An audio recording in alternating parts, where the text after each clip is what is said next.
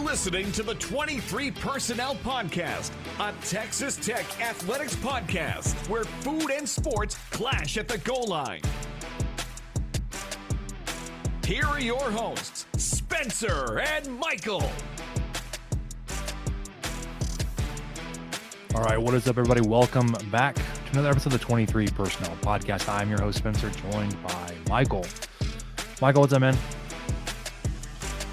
I had my first porterhouse experience ever that I'll talk about later. Ever. Is this in relation to you trying out a new local butcher shop? Yes, it is. Okay, Can't wait. Exact relation to that. We'll get into that later. I guess I can say I was celebrating Texas Tech, getting those first two wins in the Big 12 tournament and cementing their spot off the bubble, through the bubble. You were just ready to get it started, man. Yeah, I don't know. Celebrate. They could have something to do with it. Maybe not. We'll talk about it at the end, though.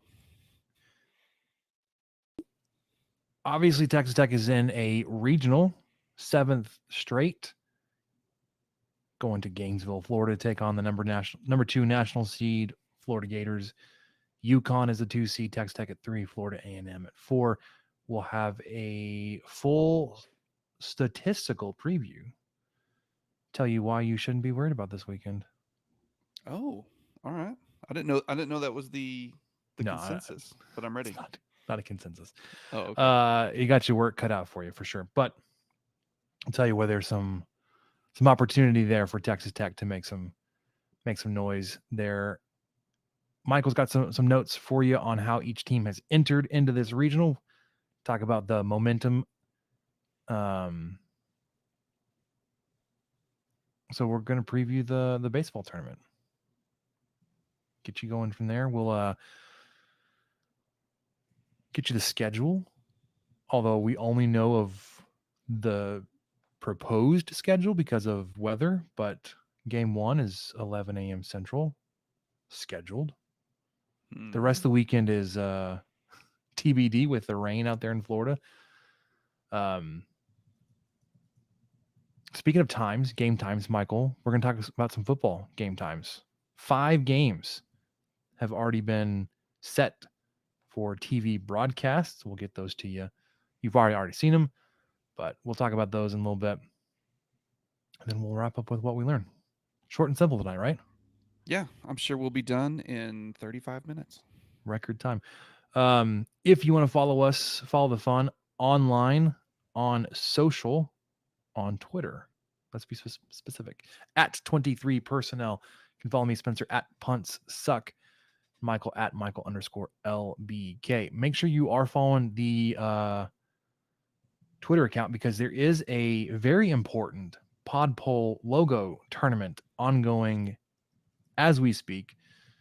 The next round will open up Thursday morning. I'm not sure how this happened, but we garnered the number 6 seed overall. Go us. We avoided the play-in round, which as I was going through it today, it looked like a lot of locked on guys. It's like, that makes sense. All their logos are the same. Unfortunately, though, we are going up against our brethren within the Armchair/Sports Drink Podcast Network, Guys in Ties, a Syracuse-based podcast. They are the 59th seed. So if you're going off seeding, we should have a significant leg up. But we need Tech Twitter to do what Tech Twitter does, and we need to show up to vote. So check that out. Pod Poll logo. This is the same group that we are doing the Pod Poll. So the Pod Poll is the college football top 25 as voted on by podcasters. We did a preseason list. This is from that same group, but we're going through some off-season stuff with them and ranking our logos. So there's some good ones out there. I think ours is pretty good. Got a hat tip thanks to Brian Don Carlos for our wonderful logo art. But we are taking on Guys in Ties. Well, we still owe him a commission. Is that correct? Yeah, we need to bring him back on. He was on several years ago. We talked about chicken tendies. I We need to do bring him remember back on. that. You were talking about dips. Dips. He has That's since what we then. remember. Yeah. Well, no. Since then, he's come out with the I'm blanking on the name, but a specialty cocktail menu that he's got for you. You can find that over on Steak in the Plains. The tiki, or maybe that's just a specific drink. No, Anyways, it's they're tiki drinks. Tiki Tech maybe, or Tech. Man, I forgot what he called it. But he's the Sunny Rumby is my personal favorite. Yeah, and that was something that even Kyle Jacobson was talking about on one of their latest episodes. He was enjoying a Sunny Rumby. Yeah, pineapple influenced rum cocktail, delicious. I mean, it sounds fantastic. Rum, sorry, not rum. Pineapple. Pineapple's great. I love pineapple. You know, I bought some grapefruit juice recently to experiment my hand at trying to make a paloma, which mixed success. I think I've given up. I tried all sorts of different recipes and combos. I think it's me because I order them places and I enjoy them. But long story short, man, grapefruit juice, pretty good. Just good on its own. I'll have to disagree with you on that Ruby one. Red Texas grapefruit juice, that stuff from HEB. It's pretty good. So yeah, you're right. They're called Tiki Tech. So over on Steak in the Plains, you can search Tiki Tech or Sunny Rumby. If you want to look, so this one came from. So Brian posted this December 30th, 2020. It's been tried and tested, but quick rundown of the mix here: 3 ounces of your light rum of choice, 1.5 ounces of pineapple juice, 1 ounce of lemon, 1/4 ounce of simple syrup, splash of lime juice, pinch of salt, and club soda. The specific mixing instructions you have to find on the website. I'm not giving you all that. All right. I said all that. Mentioned the Steak in the Plains network. If you're not following those guys, obviously you need to check out Gambling Gauchos. You can find their podcast over on the Republic of Football feed from Dave Campbell's. Dinger Derby, Keith Patrick, David Collier, especially this time of year, this whole spring. If you don't know what you're doing, if you're not following those guys, listen to those episodes. But dingerderby.com and redreaderdugout.com. Dinger Derby is the podcast name. Seeing Scarlet, fantastic work, putting out a lot of great interviews, especially with players. They've been cranking out those player interviews like crazy. And of course, you listen to us on our fine program right here, 23 Personnel. Let's take that, Michael, and let's jump into some baseball. What say you? Roll it.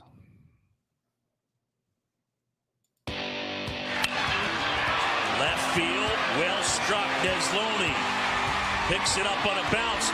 He's racing for second. Throw! Out in second! Young lifts it to right field, looking for a second home run, and he's got it into his own bullpen. Reps and some time because all the tools are there. Wow, this one launched deep left off the bat of Warren and into the bleachers. There he goes. And the pitch is driven deep to right. Kjerstad to the wall. Off the top of the fence. Here comes the big fella. Cameron Warren's going to motor home from first. Throw to third is late. And the Red Raiders have reclaimed the lead. Popped up. Trevor Boone. Back. It's more than a pop-up. It's a big fly. Tuck takes the lead. Lubbock and leave it. Texas Tech can start packing for Omaha. I know we've talked about this a lot, but that first highlight is of Texas Tech's first victory in Omaha, and it came against the number 1 top-seeded Florida Gators. Hey, here we go. Tyler? That's very topical. Tyler Neslony gunned down Jonathan India at second base, trying to stretch a single into a double. India is, of course, with the Cincinnati Reds and has been for quite some time now. But, yeah. Before we get to the Gainesville Regional, let's talk about the Big 12 tournament. It went about as you would have expected. Actually, I don't know. I think it went way better than I expected. It's probably as good as I could have expected is how I would say that. And maybe it was more of the in typical Spencer watching tech sports fashion. I got sucked in and I believed for half a second. Then my heart was stomped on and ripped apart. So you start the weekend. Start the week, the tournament. Started the tournament because it started on Wednesday. He started out with a 6-2 victory over West Virginia. You knew they were kind of reeling a little bit coming off their series loss in Austin. Sweep. Yep. You got them in game 1. You had a great game. Let me have this pulled up for you real quick.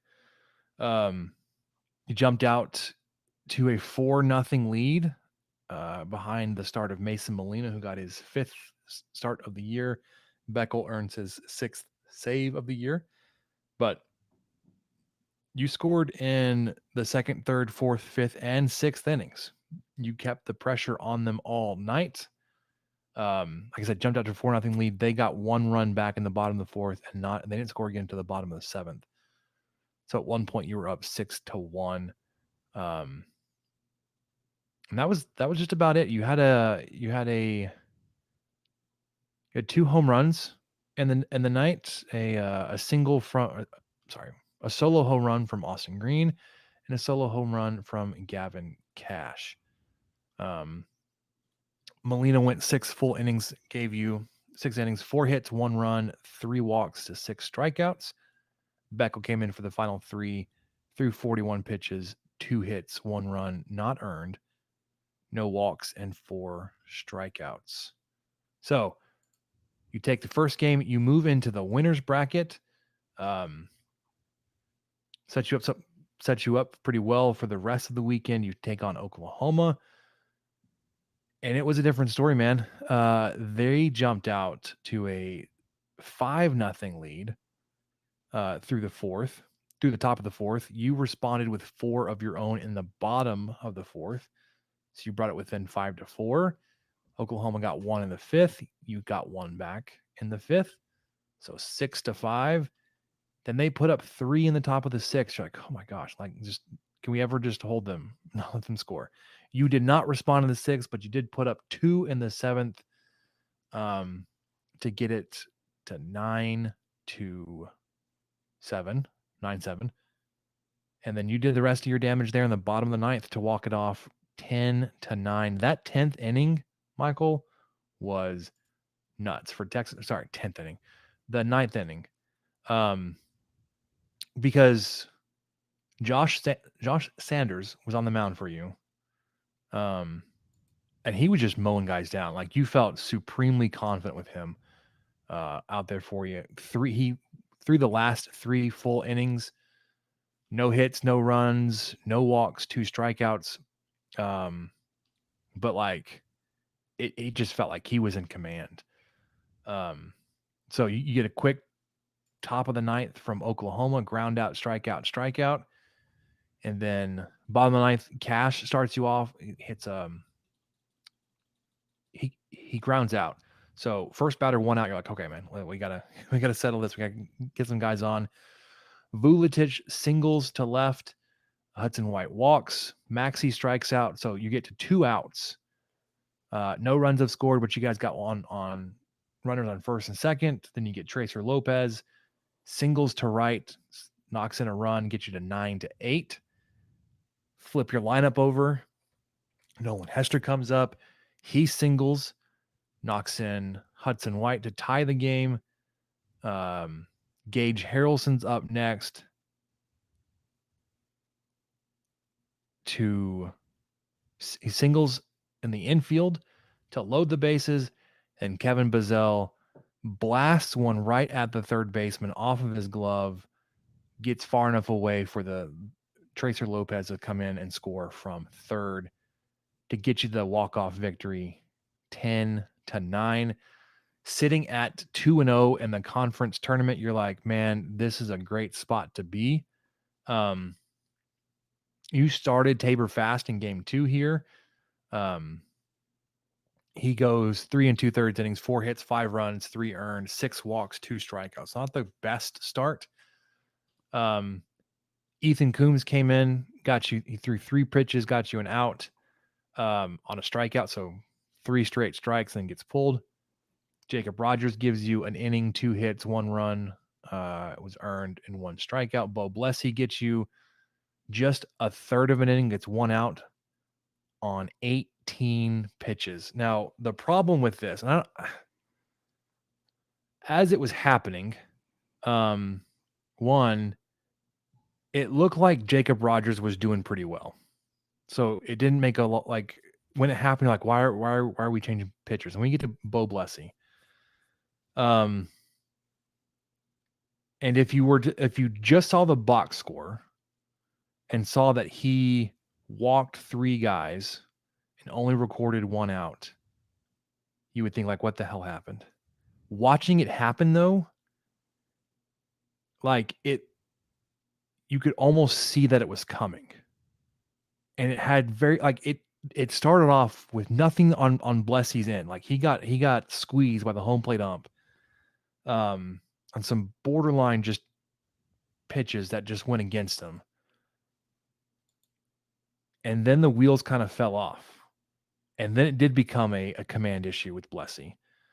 And over his third of an inning, like I said, gave up 3 runs. All 3 of them were earned on 3 walks. He did have a wild pitch. You had 3 wild pitches on the night. But even like, I don't see the pass ball, but you had some issues this weekend, especially,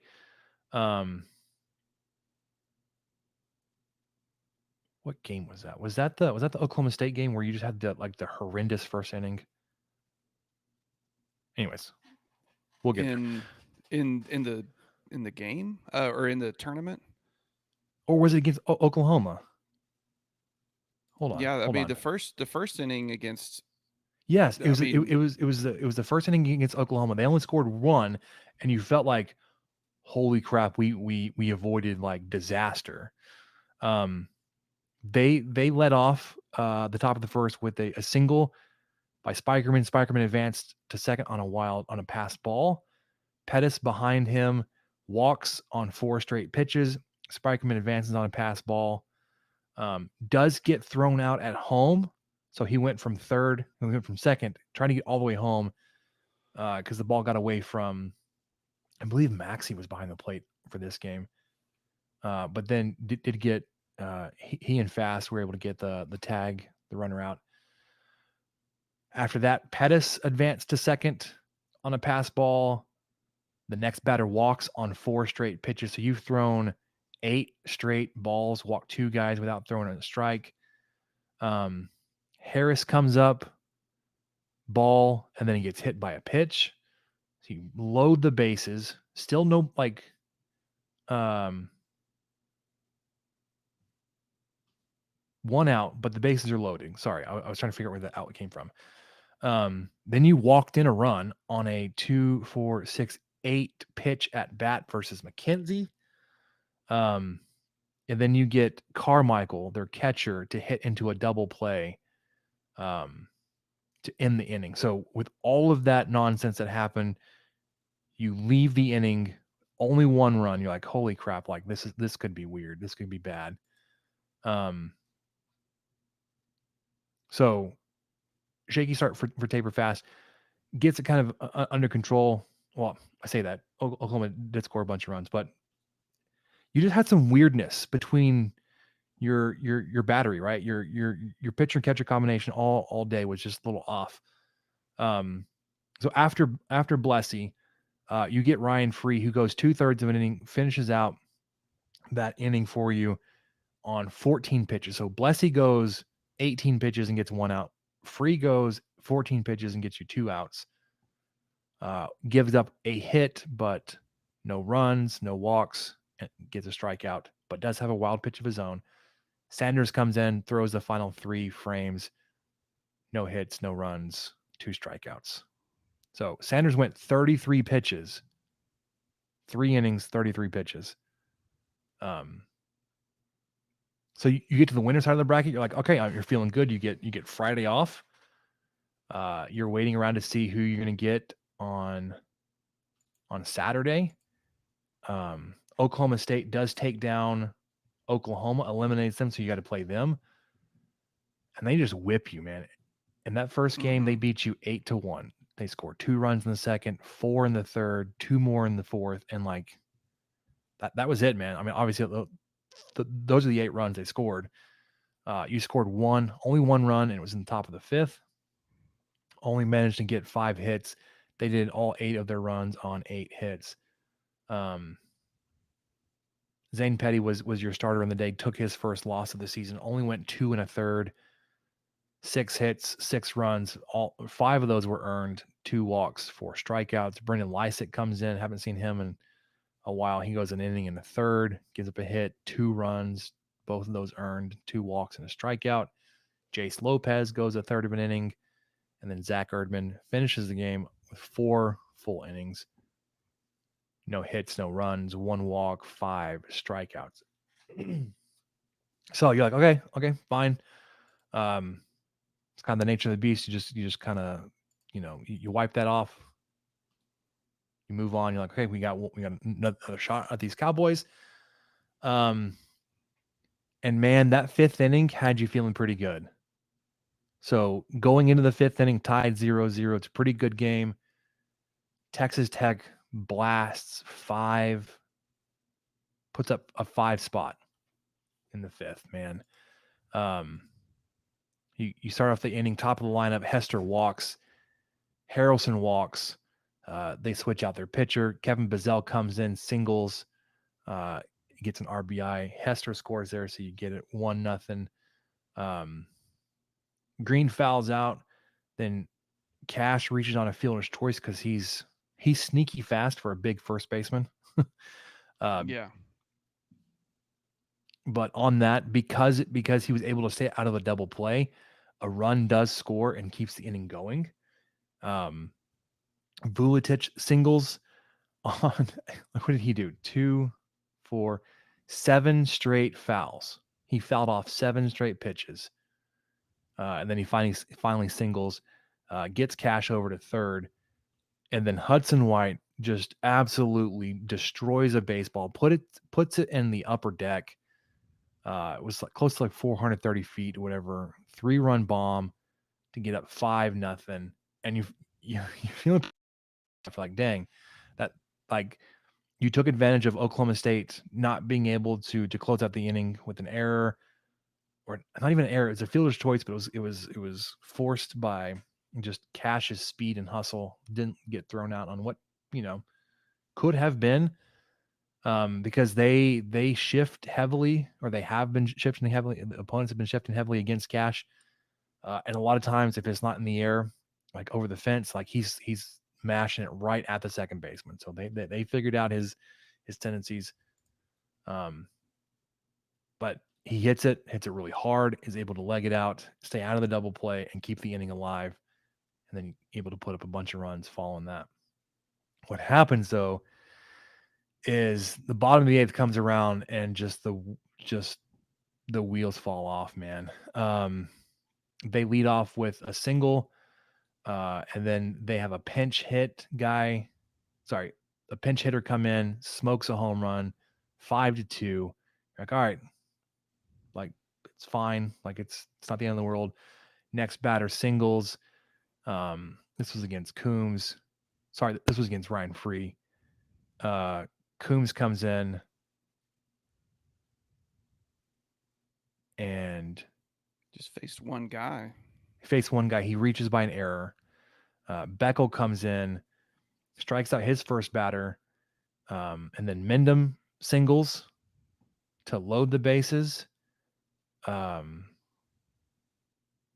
the runners advance on a wild pitch, including a runner scores, get you to 5-3, and then Binge hits a 2-run single into right to tie the game, and then you're able to close out the inning. So you're tied. You do not score in the top of the ninth. So you open it up to get walked off. And they did it, man. Their first batter strikes out swinging. Second batter, like second home run of the year, but just hits one as big and as far as Hudson White. Solo home run to left field to walk it off and knock you out of the Big 12 tournament. Oklahoma State advances to the championship game versus TCU. The consolation here is they got their asses handed to them by TCU. And that may have been because they advanced through the losers bracket, right? They had to play, I think, 2 more games than TCU did. TCU got to Sunday 3-0. Oklahoma State had to get there by going 3-2. Sorry, 3-1. So they played 1 more game than than TCU did. So you advanced as far as you'd had since the opening of the Big 12 tournament in like the 98 or whenever it was. And I guess whenever you get to that point and you're playing for a spot in the title game, that you just won it, but it didn't end up happening, man. And it was disappointing that it happened the way it did, especially the walk-off. But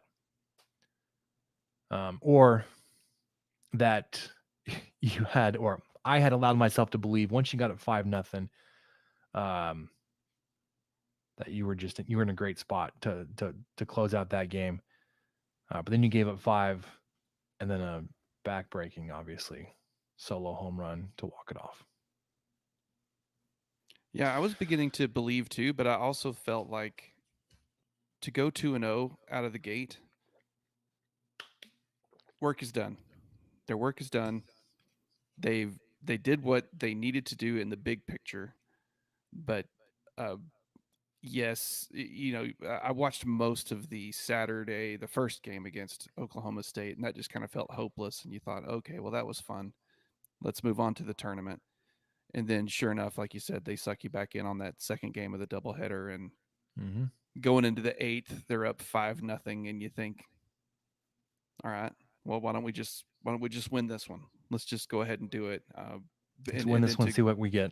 Yeah. And then to have 6 unanswered poured on you in that fashion. Ouch.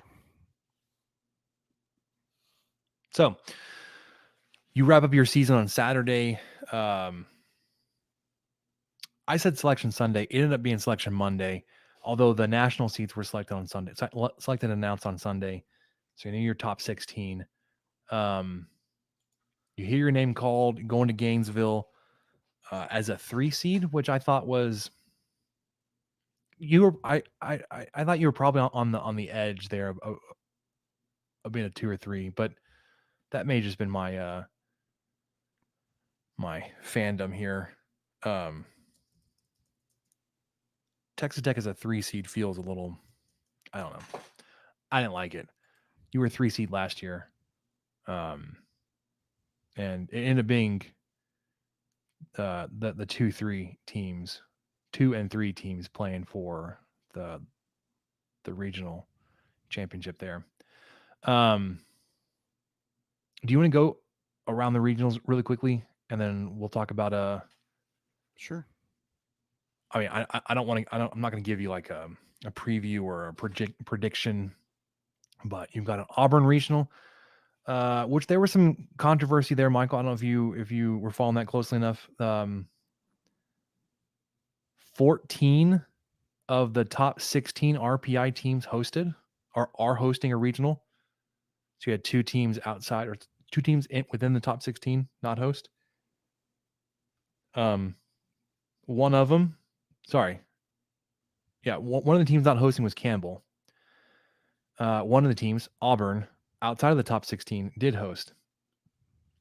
And the fishiness came from the fact that Auburn's athletic director is the chair of the committee for NCAA baseball tournament. Well, and they're in the SEC, What? so they want to get. How How many teams do they convenient. have in the tournament this year? Like 19? Something like that. Like 7 hosts. Yeah, they have 10 teams in the tournament, and I believe they've got 7 hosts. Sheesh. 7 of the 16 teams are hosting. Sorry, 7 of the 16 regional hosts are SEC teams. All right, so you get Auburn. They've got Southern Miss, Samford, and Penn. Yeah. LSU, Oregon State, Sam Houston, Tulane. Tulane is the other another interesting thing. They lost 40 games this year, but won their conference tournament, and so they get in as an automatic qualifier. And then you get teams that are just, bubble teams bumped out because you get some anomaly like this. You get Kansas State, and whether or not you want to be sympathetic to them and that they got left out this year, or if you like tell them to schedule better, or even just play their schedule better. It is like there is some merit to the comments that their coach Pete Hughes had. One, because he was talking directly against how Oklahoma was picked over them when they did better than Oklahoma in the regular season. They beat them head to head. They advanced further in the tournament, all that kind of stuff. But then you get a team like Tulane, who won 19 games this year and snuck into a regional, but they snuck Right. into the Baton Rouge regional. So,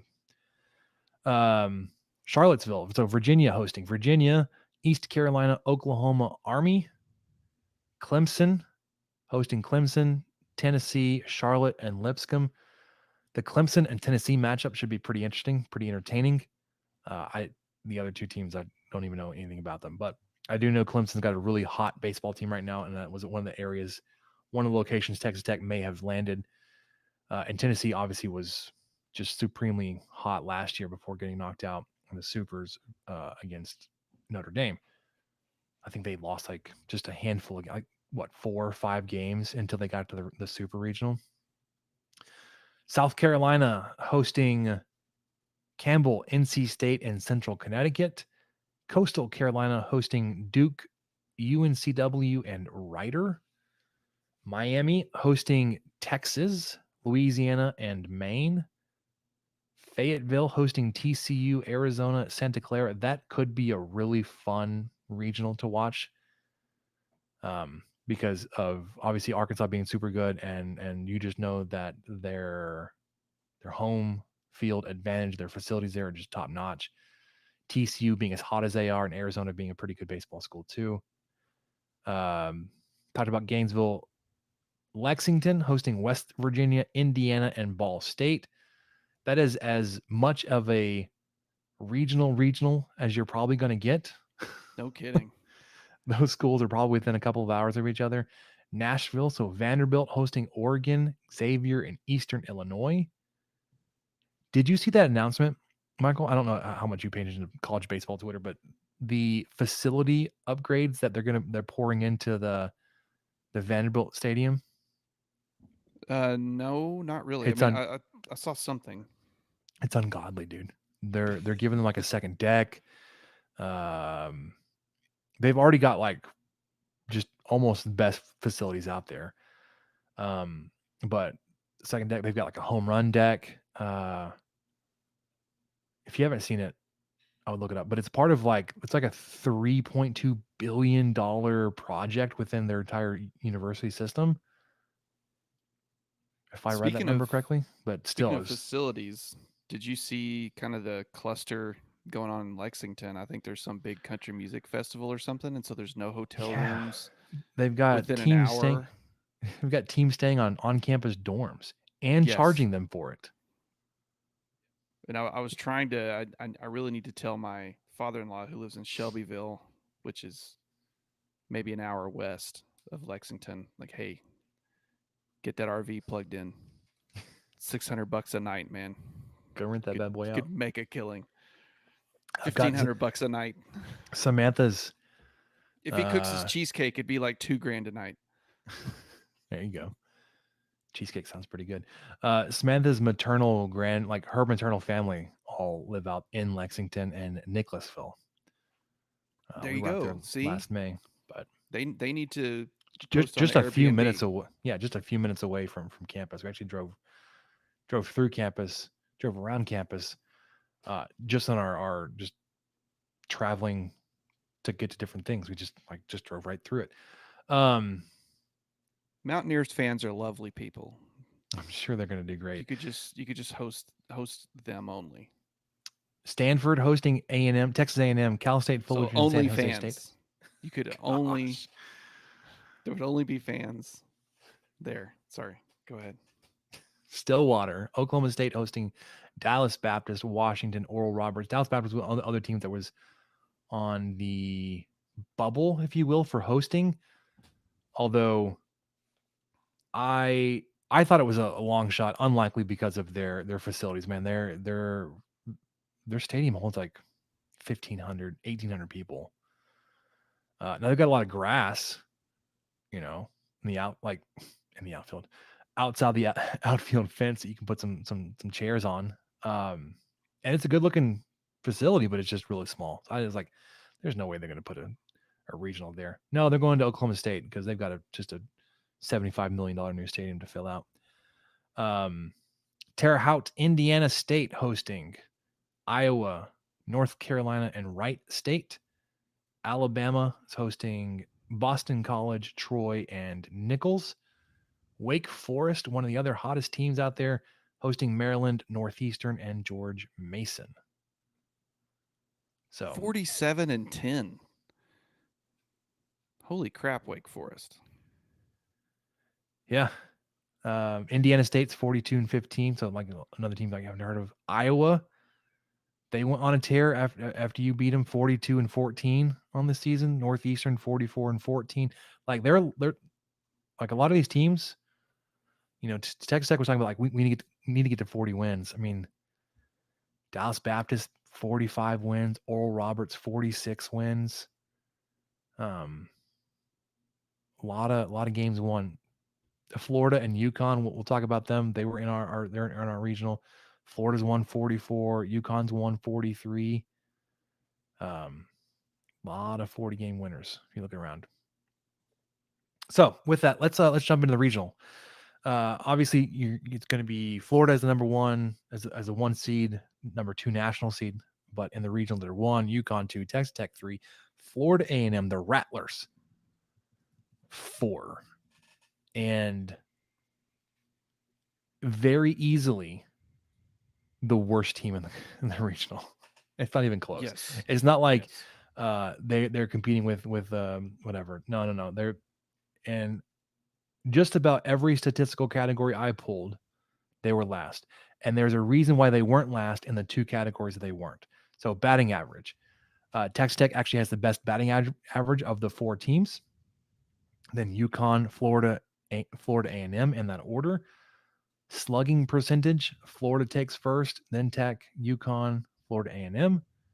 On base percentage goes back to Texas Tech, UConn, Florida A&M.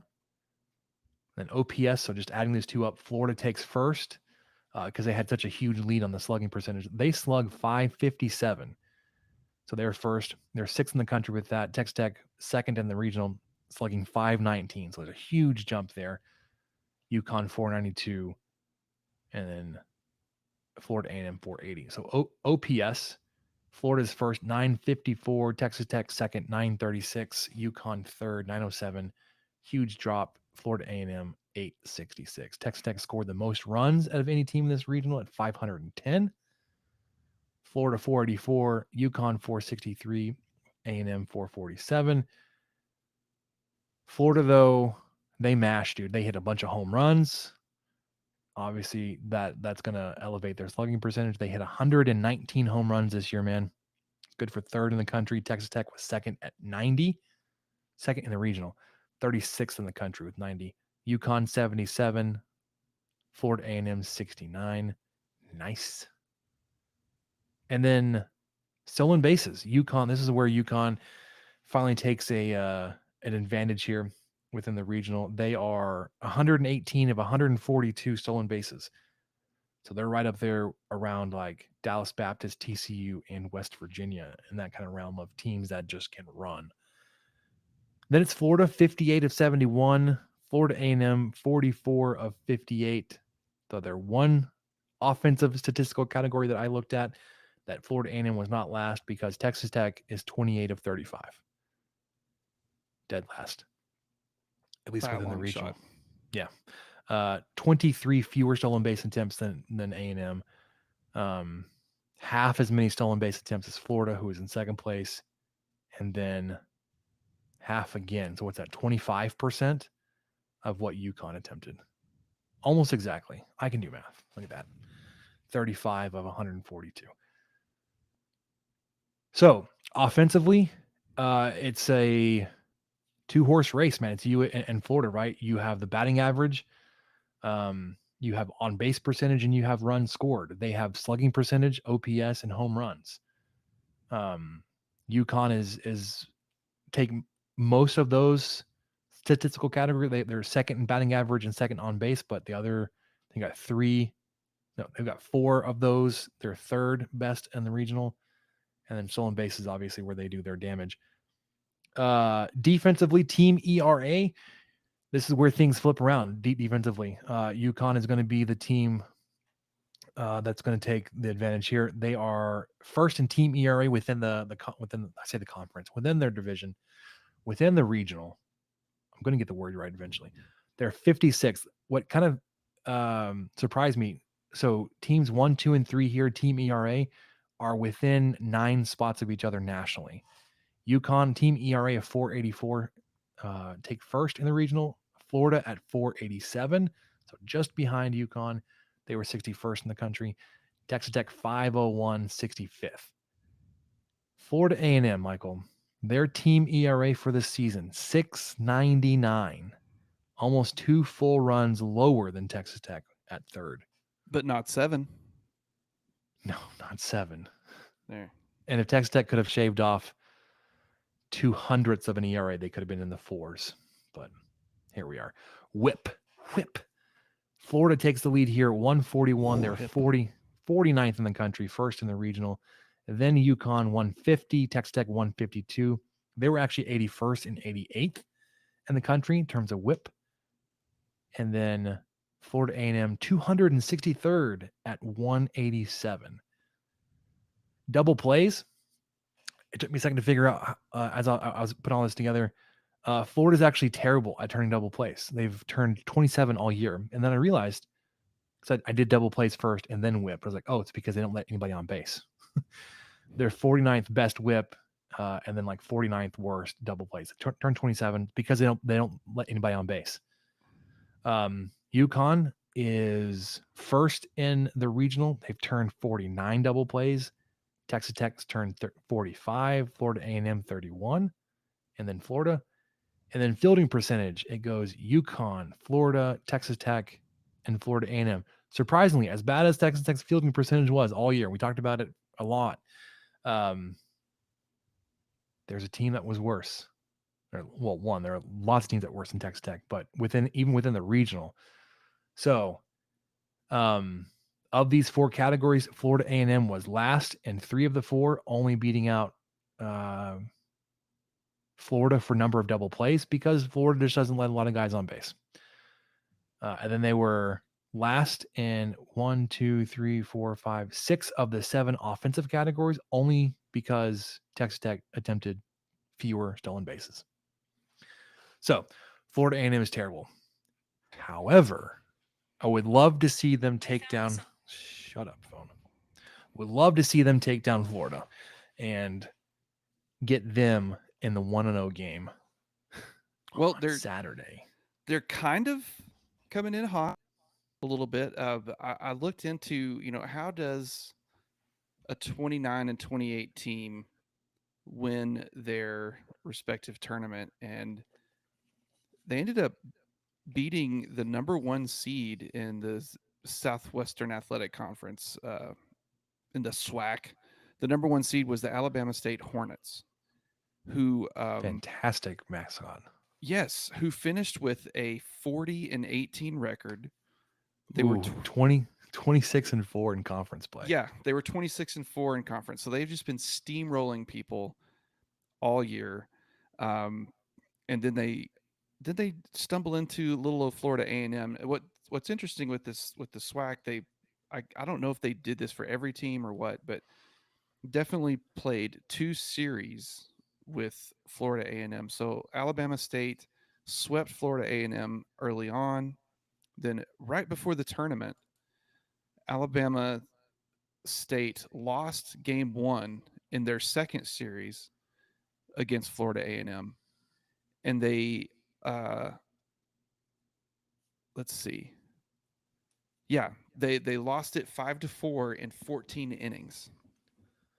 Then they won the next game 5-11, and then they barely won the third game 7-9 in another extra inning special. 12 innings to get that one played. So this is coming right into the tournament. And then right out of the gate, second game, they face off again in the tournament. But little old Florida A&M loses on to that game 8-9, another close one. And then to finish off the tournament, Florida A&M beats them twice in a row, 8-6 and 8-4. So I don't know if they were just built to beat Alabama State at the end of the year, but man, Alabama State has to be pissed. So I was just curious to see how Florida A&M even got there, but it just seems like kind of some really interesting stretches of bad luck for Alabama State and good fortune for Florida A&M that those two played each other as much as they did. I mean, let's see. Let me go back to from May 19th to May 27th, they played each other 6 times. That's and a then lot, man. Yes. So that was a 6-game stretch, and Florida A&M, they were 3-3, but they won the 3 that mattered the most. Back to streaks, just because that's kind of what I'm interested in. Yeah, Alabama State. I mean, 125th in RPI.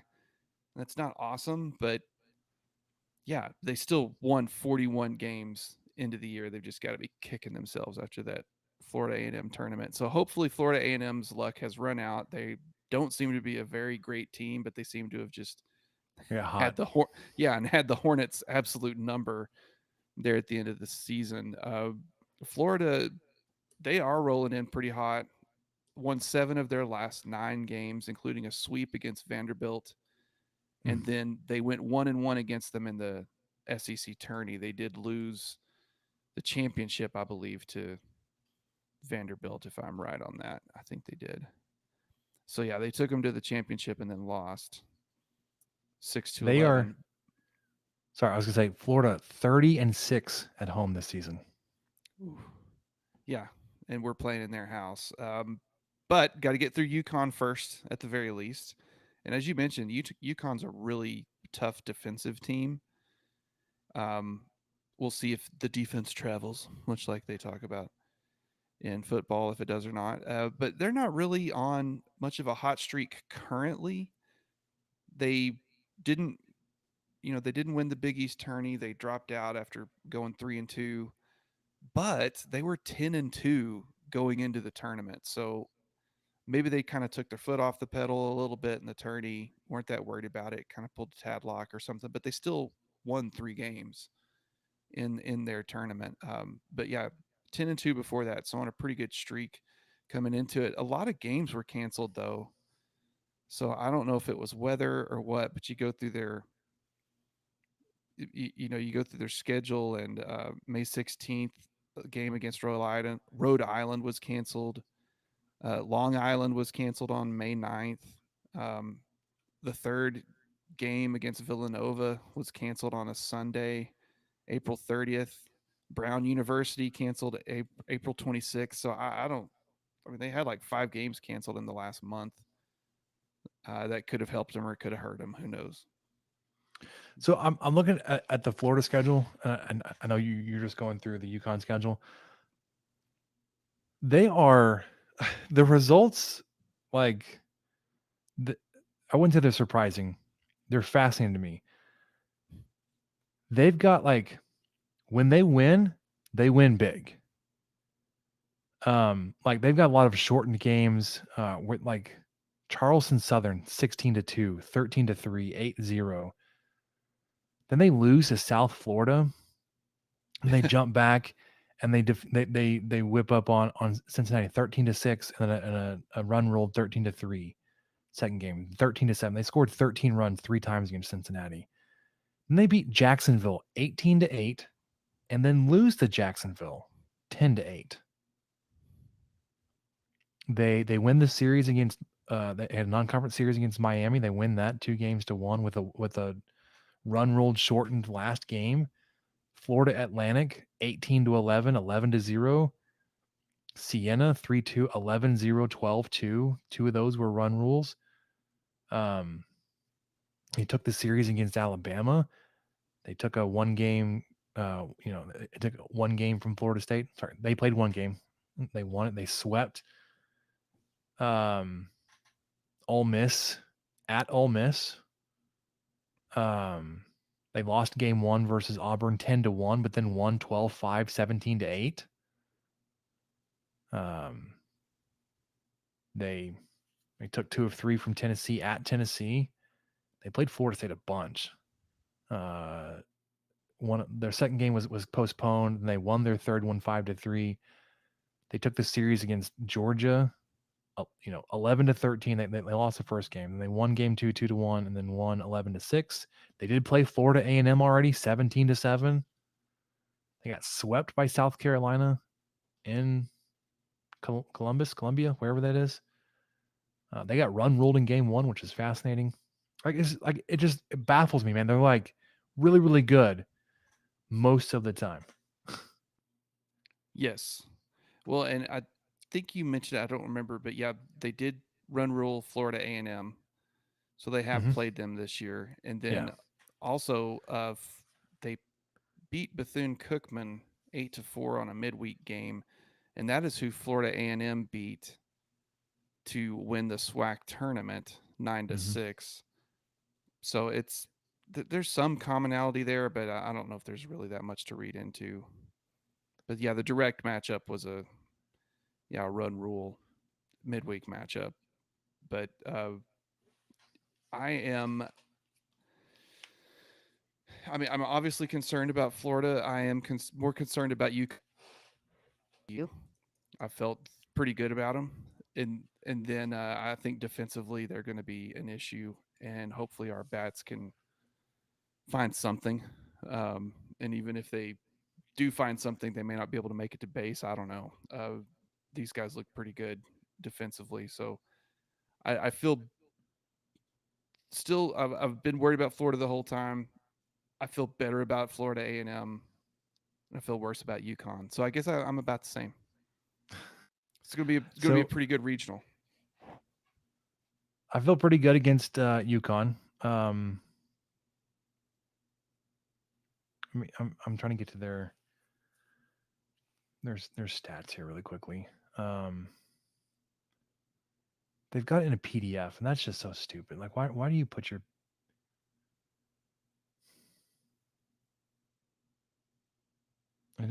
I want their pitching. All right, whatever.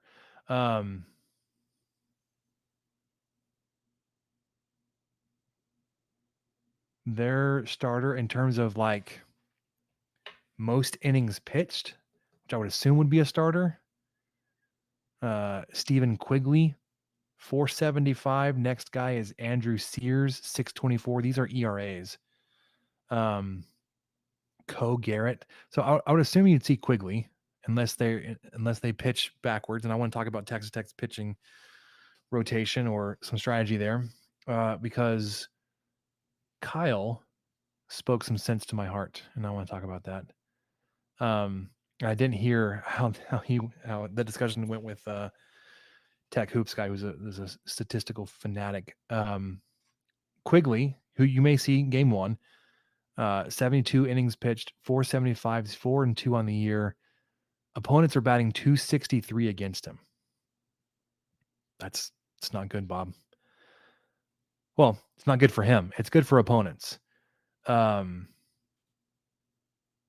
He has 13 starts on the year and 14 appearances. Giving up 71 hits, 39 runs, 38 of those were earned. Walked 27, struck out 69. He's given up 7 doubles, 1 triple, 7 home runs. So him, like, if you see him first, like I'm not super worried about their starting pitching. Because even like if he's their ace and he's the guy with the most innings pitched, most appearances. Sorry, not the most appearances, but most starts. He's got 13 starts in the year. Andrew Sears has 14 starts. Excuse me. He's got the most starts. Sears does. I mean, but if you look at Sears, he's throwing 624. Another guy that's started a bunch, Ian Cook. He's 574, 286 opponent batting average. They're starting pitching like you can get all over them. You can score runs against these guys. Their offense, not super great. 305 batting average, so they're right behind you. They don't hit for power. Their slugging percentages, they're 492 on base, 415. So their OPS is 907. They're third in the regional in OPS. 463 runs scored, where Texas Tech has scored 510. Hit 77 home runs, where Texas Tech has hit 90. They do still base. So if they get on, that's the problem that we've seen with a lot of teams, especially because it seems like holding runners and trying to keep guys from advancing either has not been a strategy, like not been an intentional focus, or just like you're just not good at it. But if UConn's able to get guys on, they're able to get them around 118 of 142 stolen bases on the year. I'm not super worried about UConn. So setting it up that way, I don't want to be too disruptive, because I know like kickers in football, pitchers are all about their headspace, man. And I don't want to mess with Molina, but you should not need your ace to take down UConn. So would you make that change, or would you just still start Molina anyway? It would probably have to be based on conversations with him and how he reacts. Like, hey, we're thinking about doing this, and see how he reacts. Because if he's open and receptive and like excited about it, like, yeah, I want to go against the Gators. I want Florida in game 2. Yeah, man, we'll hold you off until Saturday, and we'll throw Tabor Fast or Kyle Robinson maybe, back as a starter, or Petty even to start against UConn. Because like I know like a lot of old school mentality is like you have to win game 1. And like my logical brain says, no, you need to win game 2. If you lose game 1, you absolutely have to win game 2. If you win game 1, you really want to win game 2. Like game 2 to me holds more importance of winning than game 1, especially when you're coming as a 3 seed. If you win game 1, you're likely going up against the number 1 team in the regional. You need your best arms available. So like I wouldn't even want like Beckel throwing on Friday. I want like your and not like your second string guys, but like I want your best arms available for Friday when you are probably going to be lining up against Florida. Win or lose on Saturday. Win or lose on Friday, I think you need to, I would want to see best arms available on Saturday for Florida. Because if you roll out game 1 and burn through Mason Molina, Beckel, and maybe like a Ryan Free or somebody, and all those guys are unavailable for like a must-win game 2 against the number 1 team in the regional and number 2 national seed, and you're like, hey, Kyle Robinson, we need you to go start again. We need Ethan Coombs and Bo Blessey and all these guys that haven't been giving you a lot of depth or a lot of length out of the bullpen. Like, we need them to go compete against Florida's. I don't think that's your winning strategy. I don't think that sets you up best to win the regional. And I know, like, so, a lot of people say like game 1's most important. I think they have that mentality, like, just don't go 0-2. So at least win 1 game. They're like, we got to win game 1. And I understand that, because fighting back from the losers bracket is that much tougher, especially when you're looking at Texas Tech's depth within the rotation or within the bullpen. But like, man, I know it's a gamble to flip your starter and push him back. And if it doesn't work out, it doesn't work out. And you have to take some heat on, like, we lost game 1 against a team we should have beat because you threw X instead of Molina, and you didn't put out Beckel, whatever. Yeah, because I think it's okay to be trying to get those guys ready to take on Florida in game 2. And if you lose game 1 and you get Florida A&M,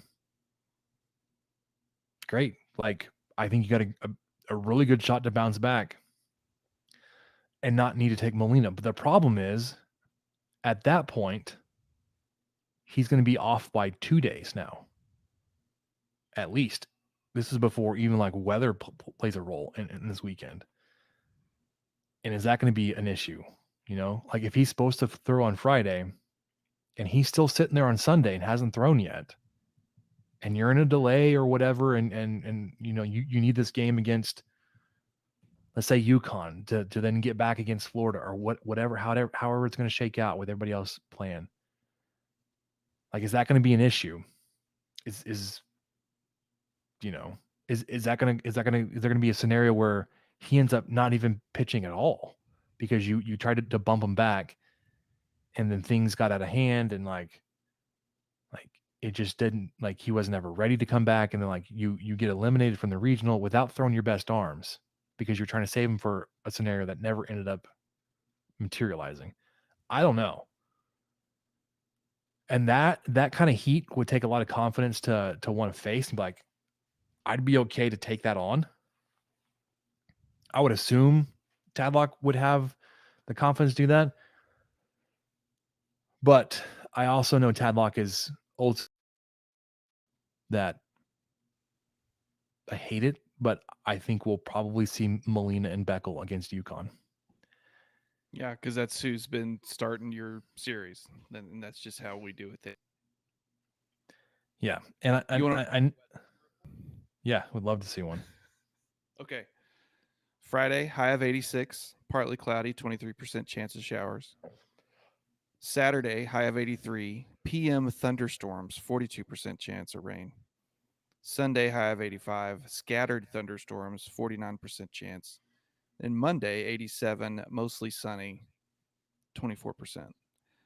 So would not be surprised if Saturday and possibly Sunday games get interrupted, but maybe they can make up some lost.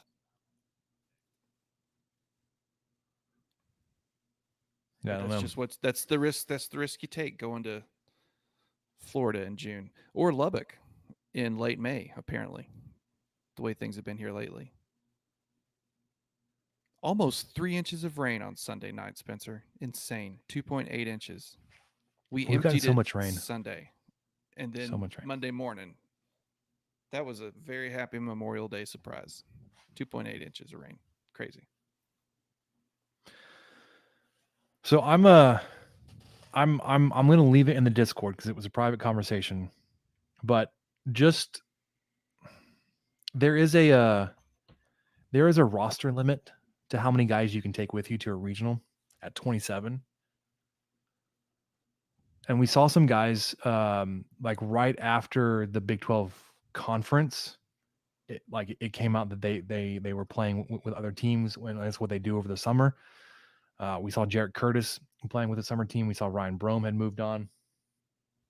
Not a surprise, right? Like those guys that aren't getting a lot of playing time, they want to get onto their summer teams and continue to develop and get ready for the next season.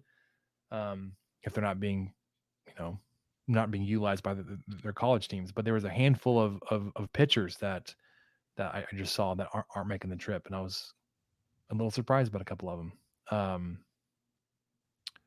Not like a starter, but just guys that if you were to think about who has been used and who hasn't, and their most recent outings, you probably wouldn't be surprised by who didn't make the trip. But still, guys that you had hoped for meaningful contributions to the team this year out of the bullpen, or even as a starter, not even making it on the regional roster. So, like I said, I'll leave it there in case that information is private, because I don't know how he got it, but I trust it.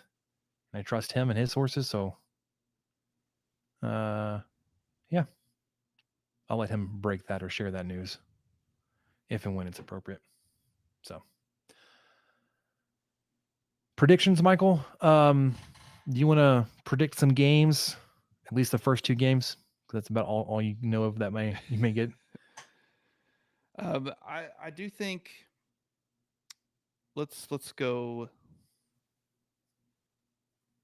I think Tech goes 1-1, but I'm not sure how. I could see the scenario where I could see it work either way. Where the scenario where Molina gets the start, Tech could still lose, or it's possible. Maybe he comes in the second game and it's presumably against Florida. Tech takes care of business there, and maybe Florida did something crazy where they beat Florida A&M 18-2 or whatever, and then they lose to Tech by a run. So I'm leaning on 1-1, and I know that's probably the safest, most normal answer you can come up with, but I'm really not sure how they're going to get there. I'm going to take a conventional 1-1 and say they win game 1 and lose game 2 versus Florida. Okay, I'll go a step further. If they win game 1, they will win game 2. So you think if they win against UConn, they'll be in a spot to be playing for a regional title? They're just going to roll it. They're just going to roll right on through. The home of Tom Petty. It's good vibes. It's a good place to be. So looking at their pitching, man, they've got 3 guys that have started 15 games each that lead their team in ERA. These are their starters. They got 63, 84, and 71 innings pitched. Jack Caglianone, you remember that guy because he hit 20,000 home runs this year. Also their best starting pitcher. Go figure. Brandon Sproat, 84 pitches. So this guy threw 84 innings through 20 more than Caglianone. 4.71 ERA. And then Hurston Waldrep, 78 in the third innings, 4.83 ERA. And they've got a handful of guys that you don't want to see coming out of the bullpen that throw. They've thrown a lot of innings and they've kept their ERA down. They've got their version of Brandon Beckel and Tyler Nesbitt. He's thrown 21 innings and 10 appearances. Or maybe it's Philip Abner. He's gone 23 appearances with 28 innings, 3.49 ERA. Nesbitt's got a 2.95 ERA. Cade Fisher's thrown 32 innings with 3.50 ERA. They've got a ton of bullpen arms. I don't know anything about their roster, like who's going to get left behind. But offensively, we talked about Caglianone. He's batting 349 on the season. His OPS is 1199, which is just silly, but he is second on his team in OPS. played and started all 58 games. Only offensive player to do that. 229 at bats, 28 home runs. Wyatt Langford leads their team in batting, 398, OPS of 1344, 51 games played, 51 starts, 17 home runs for him. Slugs 823. That's just ridiculous. Josh Rivera is second in average, 363, 204 at bats, scored 60 runs, 9 doubles, 15 home runs. So he's he's fourth on the team in home runs with 15. Is our second leading home run hitter, and does he have 15 home runs? No, he doesn't. No, he does not. So Florida's got the bats, and I think, unfortunately, the way that we're gonna pitch this weekend, they're just gonna feast on us on Saturday. From there, I don't know. I would assume you would get back to UConn and play them again. And then it gets to pitching depth. And if you're able to, with your third round through your guys, and second time seeing UConn, if you're able to keep them off the bases and keep them from running on you, if you can work your way back to face Florida with an even more depleted bullpen and starting rotation. So I don't see it going well for Texas Tech. I do think you've got an opportunity, especially if things, if you get some wildness, some upsets. I think you've got a good shot against UConn. Being that Florida's taking on Florida A&M, and they've got 3 legit starters. I don't even know if all 3 of those starters will actually start this weekend. Like, they could roll out their midweek guy against Florida A&M and be like, hey, we're going to hold off our 3 starters to go Saturday, Sunday, and if we need it, Monday. And presumably that's how they beat them and ruled them 17-7 on a Tuesday earlier this year. So they could theoretically, they have done this exact thing, rolled out a midweek guy and ruled them. So that may be an option they take. Yeah, let me pull that box score really quickly because I'm interested now to see who they threw. Where is Florida A&M box score? Here we go. 17-7, 7 inning. Yeah, Yoel Tejeda was the pitcher that got the win. Let's see. Yeah, he was their starter. Went 4 innings, 3 hits, 2 runs, 2 walks and a strikeout. Fisher, Jameson, Blake Purnell, then Cleet Herzog. Wow, what a name. Baseball player named Cleet? Yep, Cleet, Clete. Herzog. So Cleet with a K and 2 E's. Get out of here.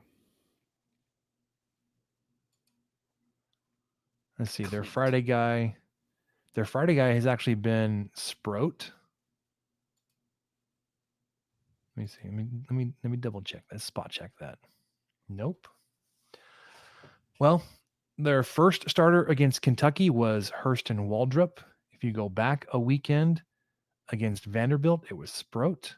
The weekend before on the road at A&M, it was Sproat.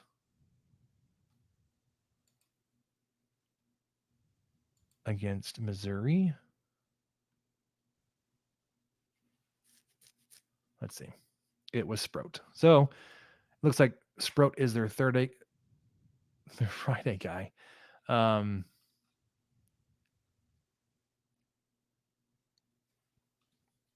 Yeah. So we'll see. I don't like it. They've got 3 legit starting arms and an offense that just destroys baseballs at home. So you got your work cut out for you. That you do. All right. let's jump over to the football really quickly. We got some schedule updates to talk about. So let's do that, and then we'll wrap it up. What do you say? Sounds good.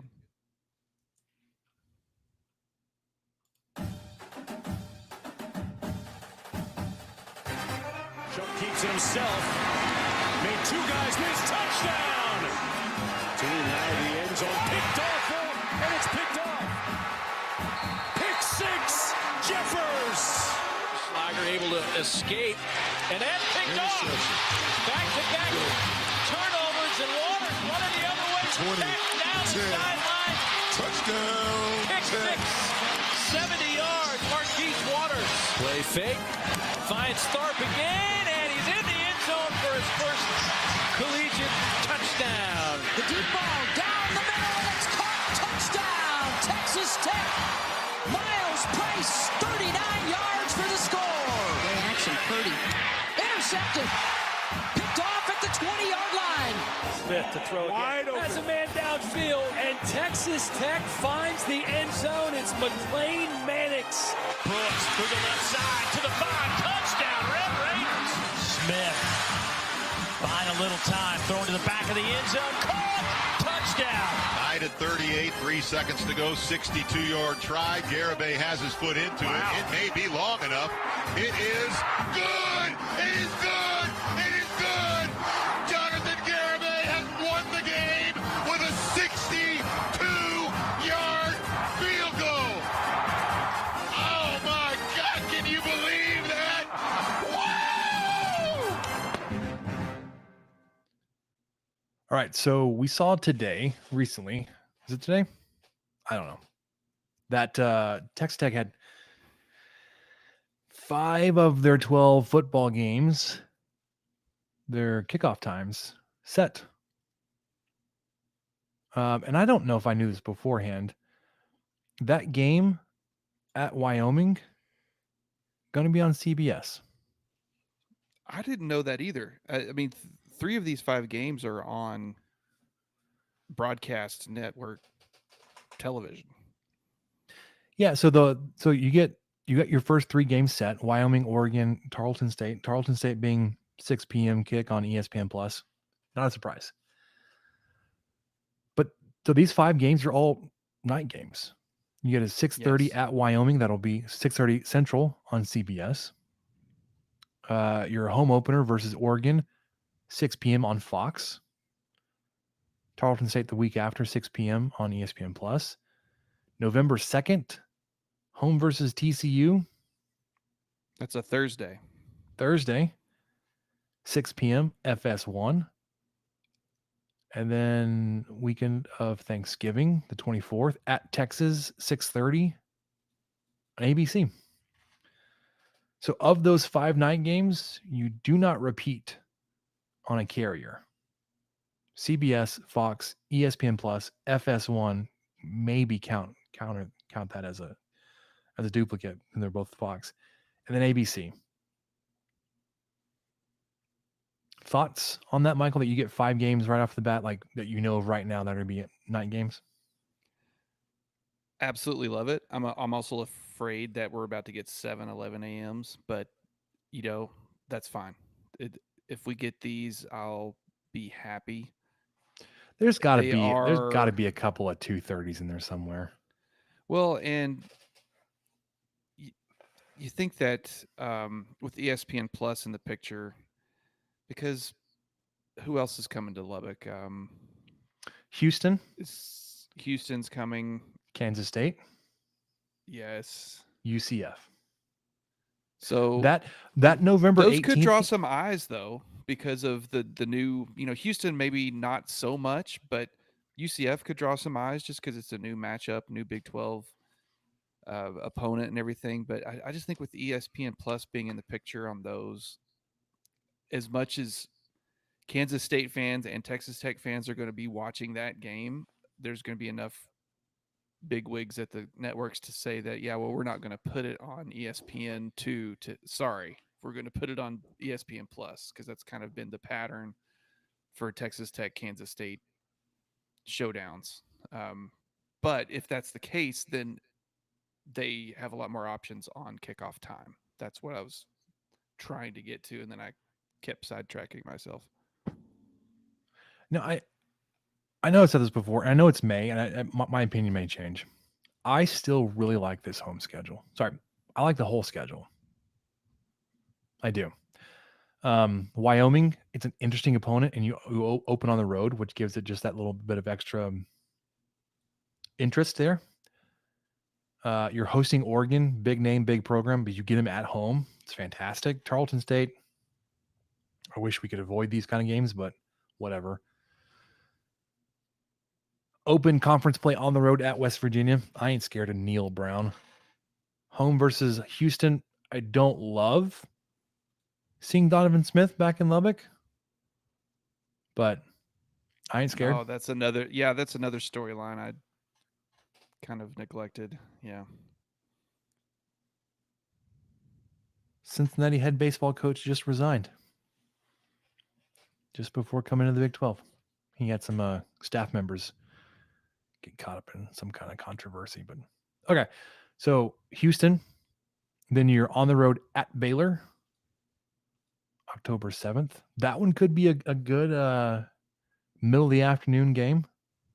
I don't know. I really like that 2:30, 3 o'clock time slot. I do. Personally, yes, so do I. Home you're versus not up till 10 o'clock. Yeah, like you know, you're not It's drinking not halftime or third quarter, and you're trying to put kids to bed. Yeah. You're not getting up to tailgate at 6 o'clock in the morning because you have to get anything in before the 11 o'clock kick. Yeah. So then you go at Baylor, home versus Kansas State, at BYU, home versus TCU, at Kansas, home versus UCF. Like, besides weeks 2 and 3, you don't get any like home momentum, but that also means that you don't get any weird stretches where you're on the road for 2 or 3 weeks at a time. Momentum. Yeah, like going from Tarleton State through the rest of the season, home away every week. Home away, home away, home away. The only the weird break is going to be the week after BYU. So you're playing at BYU October 21st. You don't play the 28th because you're playing the following Thursday. So there will be that little bit of you're not playing that weekend, the 28th. So your bye week. But in terms of like in order of games, home and away, I personally like that. I also do like these home games. These games that are scheduled for night games. I mean, outside of, like I said, Tarleton State is just, it's there because it's ESPN Plus. You can decide when to play that game. And early in the season, especially middle September, you want those later games to cool off there towards the end of the game. TCU coming off a national title game appearance. Like, I would love to see them be bad, but they're probably still be pretty good. There's going to be some interest there. It's going to be Thursday night too, so you get that kind of interest. Night game. Texas supposed to be pretty good this year. Thanksgiving weekend. Oregon, like, it's good. Last time you ever play them? At least for a while. And I'm sure Texas will take the opinion of they don't want to ever play us again. So yeah, it doesn't do them any good to play us again. Okay, well, fine. Yeah, bye. It's fine with me. I'm excited about football season, but I'm also excited to hear what you learned, Michael. So, all right, let's do it. You want to get there? Let's get there, dude. Yeah. What did we learn, Palmer? I don't know, sir. I don't know either. All right. Let me give a quick update on my behind the dish. Just little league update because everybody loves it. Rain has impacted the city tournament, and then of course we had a holiday weekend. I was scheduled 2 nights the first week of the tournament, so it would have been last week. I was scheduled Monday, Thursday. I ended up being at a ballpark 4 nights in a row, Monday, Tuesday, Wednesday, and Thursday. I still only called 4 games. There was a night we got there. We had we played absolutely no games. The first night we were out there, it was Monday night of last week. We had an hour and a half delay there in the middle of the first game. So that night ended up finishing super late, but since we were already out of school, we were able to play that. That last game went like at final at like 11, which is pretty late for 10, 11-year-old guys. Second night, got out to the fields, and that was a night where like they just this little hail cell just like tracked straight down 1585 when I was out at the Cooper Fields at 1585 in Milwaukee, and then it parked right on top of us. It didn't rain that hard. There was a lot of lightning, so we were in a lengthy lightning delay, and then it rained just long enough to where the field couldn't drain any more off. So it was like it was draining off just fine. It was draining off. It was raining for 20 minutes, and then all of a sudden, whoom, underwater. It's like it's saturated. Because it had taken some rain the night before, and then you can only hold so much water, even as good as those fields are. And then I got out a game on Wednesday and a game on Thursday.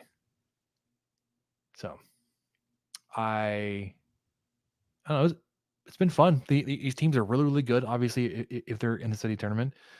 The older division should have finished up last week. They are still playing. They still had games going because of the weather delay, and then they had the holiday weekend. They did not play games Friday through Monday of this weekend, so they're restarting. I had 2 games of the younger kid pitch division last night that went really well. Lots of fun. So good times. 2 of the teams I saw last night were coached by guys that I played against when we made the city tournament a couple years ago. I was like, hey, did you guys have a coach pitch team that made the tournament a couple years ago? Like, yeah. I was like, yeah, we played you. We beat both of them, by the way. Of course you would remember that. Well, because the one team that we faced that we ended up being eliminated was a team in our own division, our own league. So I remember them. And I remember the team that beat us the first time. I don't recognize, I wouldn't recognize any of them. But I remember that game because that was the game that supposedly I scared one of the kids when I was arguing with an umpire so much that he had to quit the team. Even though he was 100 plus feet away from me and couldn't hear what I was saying. But, scared him. So yeah, going yard. I was finally, with all the rain, finally able to get all my yard and mow today. It had been like a month, it felt like. I was basically cutting a hayfield. So I went out there with a weed eater first because all the stupid ryegrass that I'm still growing for some reason was a foot tall in most of the yard. I was like, the mower's not going to work with this. So I cut a lot of that down, and then I mowed. It took forever, but I finally got that done. Got lots of Bermuda growing, so I'm excited about that. That's all I want to say about that. Yeah, I did my yard yesterday. Got it taken care of. Because it's supposed to be raining again for several days. Well, it rained tonight. Yeah, there's a little bit of rain tonight, and it's supposed to be like severe weather next few days. Yeah. I did want to share what I've decided will be, because at some point the Staking the Plains crew will have a retreat. I'm just declaring that we'll have a summer retreat at some point. He's putting it out there. He's planning it. And, that's where we'll reflect and get together and bond and have some synergy and I love this shirt. All that shit. But the shirt says, podcasting, I'd rather be rodcasting. And there's a silhouette of a guy with a fly fisher standing in the water. Sun's obviously setting. It's beautiful. So maybe Keith could find us a good place for us to go fly fishing and do some rodcasting instead of this podcasting. Okay, so here's to the meat of the story. Nice. I went to Hale Meats, All Hale Meats in Wolfforth. I still need to go. You do. It's really great. I was really impressed with how much they had. I went in with one thing in mind. I wanted a porterhouse. I wanted a nice thick porterhouse because I'd never cooked one before. I'd never ordered one. I'd never eaten one. I just wanted to do it right, do it big, give it a shot, and got that. Cooked that tonight. Was really impressed with it. I have this thing, Spencer, where I don't season steaks enough sometimes because I'm so worried about overdoing it. So I use the Raider Red seasoning. Love that stuff. And I knew that I was going to go indirect, so I was kind of worried that I don't know. I wanted the smoke to kind of flavor the steak more than just the seasoning. So I will admit I cooked it perfectly. You will admit that, huh? I will admit I cooked it perfectly on the large side, on the ribeye side, but on the fillet side, man, it was kind of all over the place. There was part of it that was well somehow, part of it that was medium, part of it that was probably medium rare. I really don't know why, but the ribeye side was just absolutely perfect. I reverse seared it, so it was almost wall to wall, kind of that dark pink. But really impressed with the selection at Hale Meats. Not a sponsor, but could be. Could be. Who knows? Had sausages. We got. Let's see. I got some German sausage. I think it was green chili. No, it was jalapeno cheddar, and then they had burger patties, which were green chili cheddar. And I also got some pepper beef jerky. They have dill pickle jerky that they were out of. Not something people would really enjoy. I'd never even seen that before. They have pork products, which I didn't really look at because I was there for the beef. But some venison. They had like beef kidney and liver, beef tongue. They have aged. This is what I want to go back and get, Spencer. Aged tri-tip. Huh. So they have dry aged tri-tip, and I think he said it was $7 or so a pound. And normally tri-tip's like $5 something, so that's not a crazy premium, especially when they're only 2 pounds a piece, 2.5. So I would be interested to try an aged tri-tip the next time I go. And I thought there was some other thing I got too. Oh, we got some summer sausage, but I haven't tried it yet. And it was also some sort of, I forgot which pepper. It was either green chili or jalapeno, and then it was cheddar too. Great stuff, man. You got to check it out. So I had thoughts about going in and trying to see if they had beef plate ribs. Did you see any beef ribs there?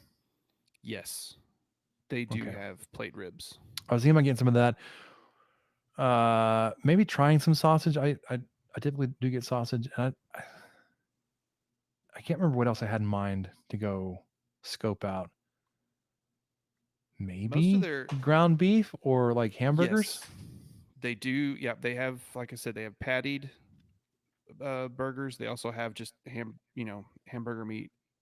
And I think it was a pretty good price. Most of what they have is frozen.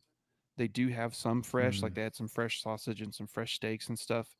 But what was great was I just told him, I'm looking for a porterhouse because I didn't see one. And he said, well, how thick do you want it? He's like, I will cut you one right now. Yeah. And that was exactly what it, that Nice. just felt like it was just such a baller thing. I've never had that happen before. Oh, okay. Yeah, sure. Well, I said, well, what do you suggest? And he said, well, I'd say at least 1.25 inches because it's just, Yeah. you don't want to thick, brother. Yeah. You just don't want to go really thinner than that on that. It's like, okay, all right. And so he just walked back there, got one, wrapped one up for me. We kept shopping. It was great. So I was planning to go out there the Saturday before Mother's Day. And I got out and I was like I got out of the house and realized I had 18 other things to do and they were closing like 45 minutes. Like, well, I'm not going to make it today. Yeah. I just haven't been able to get back since. It was like a Saturday. They close a little early on a Saturday, but I think they have normal-ish hours throughout the rest of the week. But yeah, I was like the day I was actually out of the house, meant to go over there. I was like, I need some things for Mother's Day that I couldn't put off, and I couldn't make it out there in time. Why don't you just get a bunch of meat for Mother's Day? Well, because I needed to pick up her flowers. Oh, okay.